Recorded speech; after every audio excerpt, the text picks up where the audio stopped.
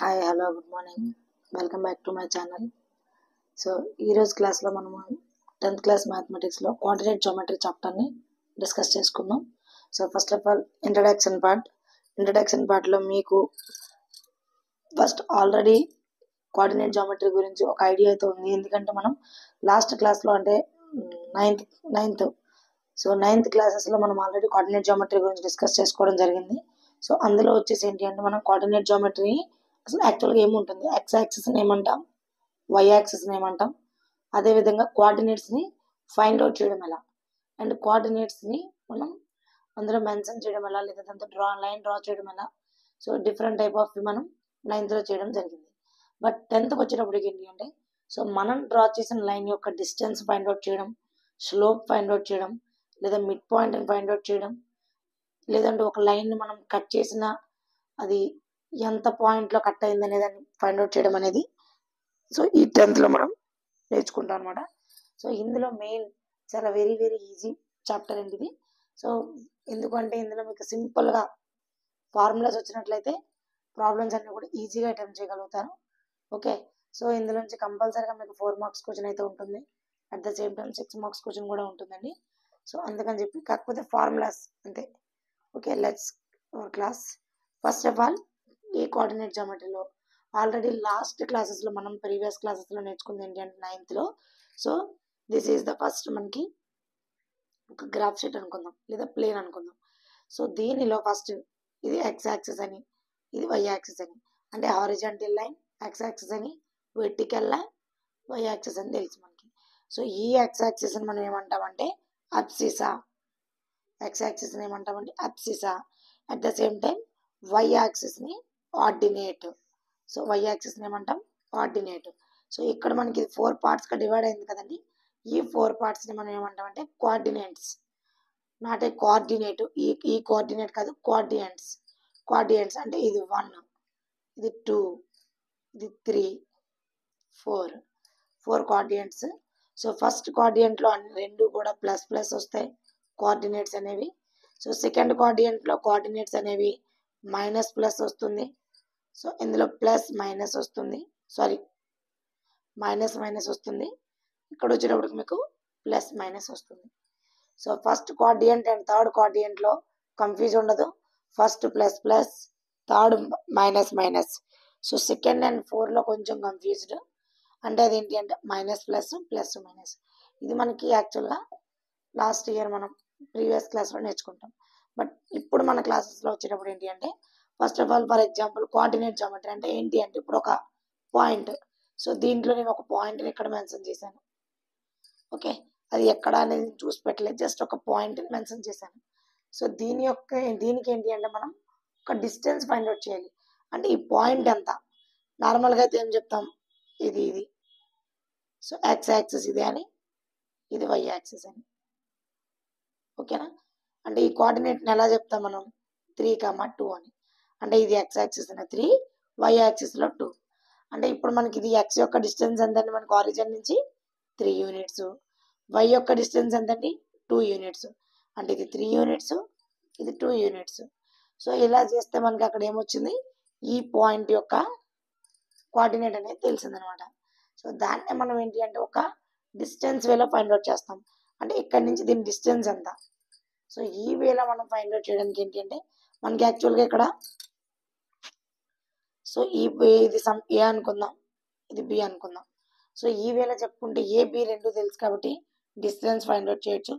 లేదు ఇలా కాదు, మీకు సింపుల్ వే ఏంటి అంటే ఫర్ ఎగ్జాంపుల్ ఒక లైన్ తీసుకున్నాను నేను. సో ఇదే ప్లేన్ మీద, బట్ నాకు ఇక్కడ ప్లేస్ లేదు ఇక్కడ సైడ్ చేస్తున్నాను మీకు. సో ఒక ప్లేన్ మీద ఒక లైన్ అనేది డ్రా చేశాను.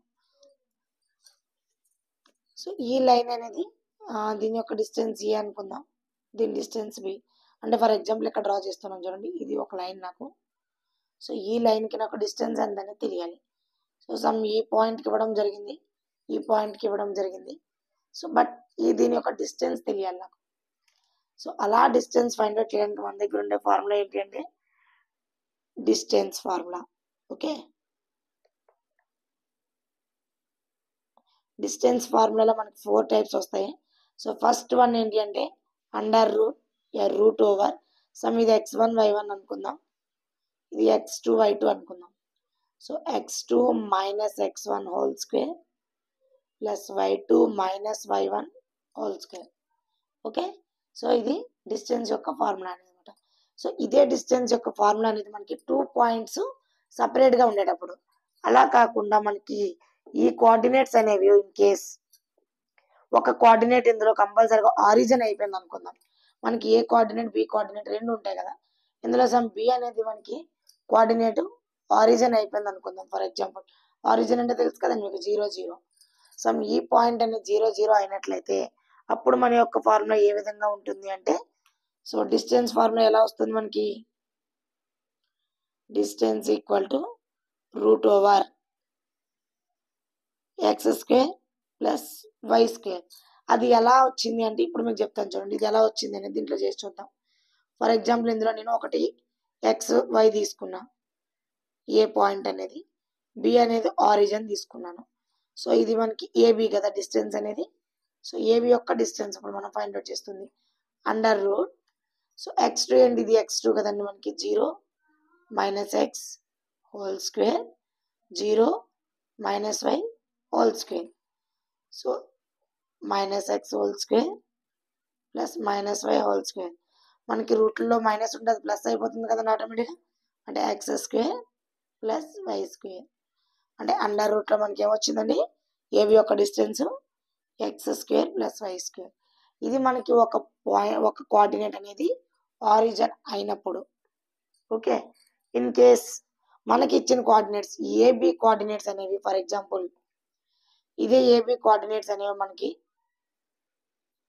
ఏ కమా బి కోఆర్డినేట్స్ ఎలా వచ్చాయంటే, ఒకటి x1 y1, బి కోఆర్డినేట్ ఏంటంటే x1 y2.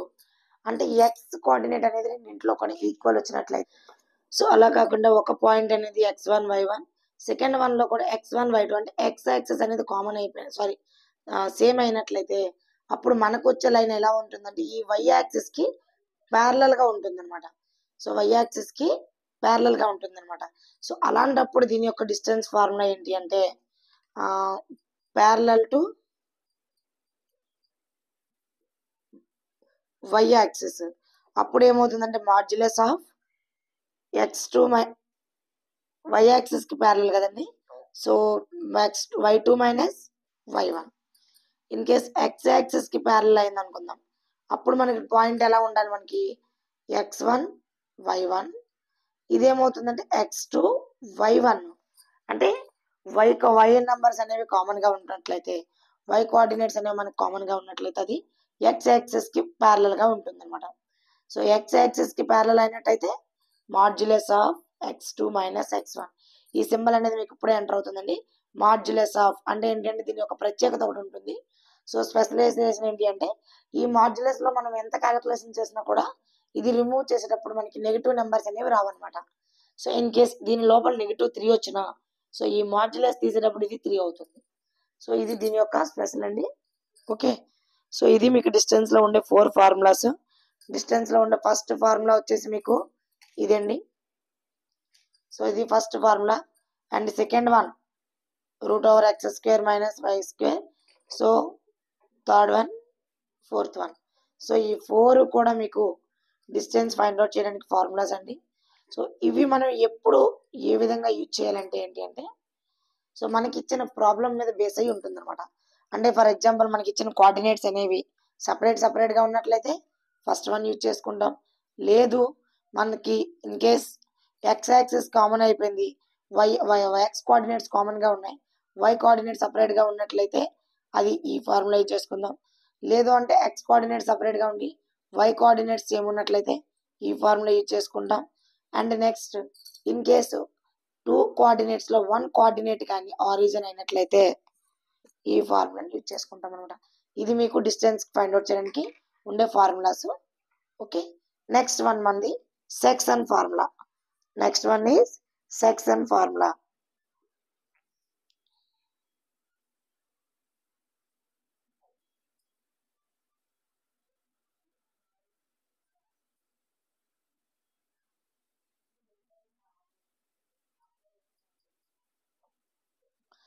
So section formula section formula అంటే ఏం లేదండి, సింపుల్. ఇది సెక్షన్ అంటే ఏంటి యాక్చువల్గా మనకి, సెక్షన్ అంటే మనకి యాక్చువల్గా సపరేట్ చేయడం. అంటే ఏంటంటే ఇప్పుడు ఒక లైన్ తీసుకుందాం, ఫర్ ఎగ్జాంపుల్ ఏదైనా సమ్ లైన్ తీసుకున్నాను నేను. సో ఈ లైన్ ఏంటంటే ఇలా నేను కట్ చేశాను అనమాట. సో ఇది ఏబి అనే ఒక లైన్ అనుకుందాం. సో ఈ టైప్ ఆఫ్ వేలో నేను దీన్ని కట్ చేసుకున్నాను. అంటే ఏంటంటే ఇక్కడ నుంచి ఇది ఒక పార్ట్గా మీకు డివైడ్ అయింది. సో ఇది ఒక పార్ట్, ఇది ఒక పార్ట్ అనమాట.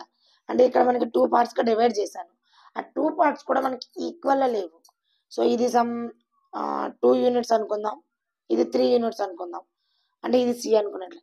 అంటే ఏంటంటే దీన్ని ఒక ఏబి అనే లైన్ని 2:3 పార్ట్స్లో డివైడ్ చేశాను. అప్పుడు అది ఏమైంది, దీని యొక్క కోఆర్డినేట్ కనుక్కోవాలి అనుకుంటే అప్పుడు మనం సెక్షన్ ఫార్ములా అనేది యూజ్ చేసుకుంటాం. అది ఎలా ఉంటుంది అంటే యాక్చువల్గా చూడండి, గ్రాఫికల్ వేలో అయితే సో ఇది మనకి నార్మల్గా బుక్లో చెప్పుకున్నట్లయితే ఇలా చెప్పుకుంటాం. అలా కాకుండా గ్రాఫికల్ వేలో చెప్పేటప్పుడు చూడండి ఒకసారి. సో ఈ విధంగా ఎక్స్ యాక్సిస్ వై యాక్సిస్ ఉంటుంది. సో ఈ విధంగా ఏదైతే ఒక లైన్ ఉందో ఇది చూడండి ఒకసారి, ఇది ఒక లైన్ అనుకుందాం. దీన్ని ఇక్కడ పి అనే పాయింట్ దగ్గర కట్ చేశాను. ఇది M1, ఏ నుంచి పి వరకు ఉండే డిస్టెన్స్ M1, పి నుంచి బి వరకు ఉండేది M2. అంటే ఈ ఏబి అనే లైన్ని నేను M1:M2 పార్ట్స్లో కట్ చేయడం జరిగింది. ఓకే,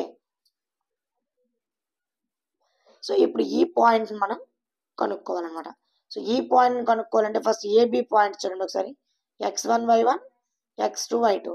అంటే సెక్షన్ ఫార్ములా అనేది ఏ విధంగా వస్తుంది అంటే మీకు, సో 2 పాయింట్స్ లేదా 2 coordinates, not a points, 2 coordinates ని మనం ఇన్ కేస్ ఎనీ 2 కోఆర్డినేట్స్ ని M1:M2 కానీ కట్ చేసినట్లయితే లేదా డివైడ్ చేసినట్లయితే ఇప్పుడు ఆ ఫార్ములా ఎలా వస్తుందంటే M1, సో దీన్ని P of XY తో మెన్షన్ చేస్తాం కదా, P of XY is equal to M1 x2 M2 x1. ఈ రెండు చూడండి ఆపోజిట్ లో ఉంటుంది. ఇక్కడ 1 వస్తే ఇక్కడ 2 వస్తుంది, 2 వస్తే 1 వస్తుంది బై M1 ప్లస్ M2. ఇది x యొక్క coordinate. So next M1 same as it is y2 M2 y1 by M1 plus M2. అంటే ఇది y యొక్క కోఆర్డినేట్, అంటే ఇది x కోఆర్డినేట్, ఇది y coordinate. So x coordinate అంటే దీనికి ఈక్వల్, y కోఆర్డినేట్ అంటే దీనికి ఈక్వల్ అనమాట. అంటే ఇప్పుడు మనకి ఏ అని బి అని వాల్యూస్ కానీ ఇచ్చినట్లయితే ఈ ఫార్ములాలో మనం రేషియో కూడా సబ్స్టిట్యూట్ చేస్తే మనకి P of XY అనేది రావడం జరుగుతుంది. సో ఇది మీకు very very important for 4 marks. కొన్ని సందర్భాల్లో దీన్ని 6 మార్క్స్ కూడా ఇవ్వడం జరుగుతుంది. బట్ ఈ సెక్షన్ ఫార్ములాలో మనకి 2 టైప్స్ ఉంటాయి. ఇది ఫస్ట్ పార్ట్, అంటే ఒక లైన్ ని 2 పార్ట్స్ గా డివైడ్ చేయడం అనేది ఒక పార్ట్ అయితే, అదే లైన్ ని మనం 3 పార్ట్స్ గా డివైడ్ చేద్దాం అనుకుందాం. ఫర్ ఎగ్జాంపుల్ ఏబి ఇలా 3 పార్ట్స్ గా డివైడ్ చేశాను. అంటే this is 1 part, this is second part, this is third part. అంటే 3 పార్ట్స్ గా డివైడ్ చేశాను. అంటే ఫర్ ఎగ్జాంపుల్ దీన్ని పి క్యూ అనుకుందాం. సో ఏ నుంచి పి వరకు మనం ఇన్ కేసు క్యూని తీసేద్దాం. ఇది 1 2 3 పార్ట్స్ గా డివైడ్ అయింది. అప్పుడు ఏమవుతుంది, ఏ నుంచి పీకి డిస్టెన్స్ ఎంత 1, ఇది 1, ఇది 1. ఇన్ కేస్ మనకి ప్యూతో కట్ అయినట్లయితే 1:3 రేషియోలో కట్ అవుతుందా, 2 రేషియోలో కట్ అవుతుందా? సో ఇక్కడ ఆల్రెడీ 1 అయిపోయింది కాబట్టి ఇక్కడ 2, అంటే 1:2 రేషియోలో. అంటే పి డివైడ్ చేసింది ఏబిని 1:2. అది క్యూ ఎలా డివైడ్ చేసిందండి మనకి ఇక్కడ 2:1. అంటే పి అనే పాయింట్ మనకి 1:2లో డివైడ్ చేసింది, క్యూ అనే పాయింట్ అనేది ఏంటంటే 2:1లో డివైడ్ చేయడం జరిగింది అనమాట. అంటే ఏంటంటే ఇక్కడ మీకు సేమ్ సెక్షన్ ఫార్ములా ఇచ్చేస్తాం. బట్ దీనికి ట్రై సెక్షన్ ఎందుకన్నామంటే, సో ట్రై సెక్షన్ ఎందుకంటామంటే దీనికి 3 పార్ట్స్ గా డివైడ్ చేస్తాం అనమాట. సో 3 పార్ట్స్ గా డివైడ్ చేసిన తర్వాత దీన్ని ఏంటి అంటే మనం 2 టైమ్స్ సేమ్ ఫార్ములా మనం అప్లై చేస్తాము. ఫస్ట్ టైం వచ్చేసి 1:2 రేషియోతో ఫైండ్ అవుట్ చేస్తాం, అప్పుడు పి వాల్యూ వస్తుంది. సెకండ్ టైం 2:1 రేషియోలో ఫైండ్ అవుట్ చేస్తే క్యూ వాల్యూ వస్తుంది.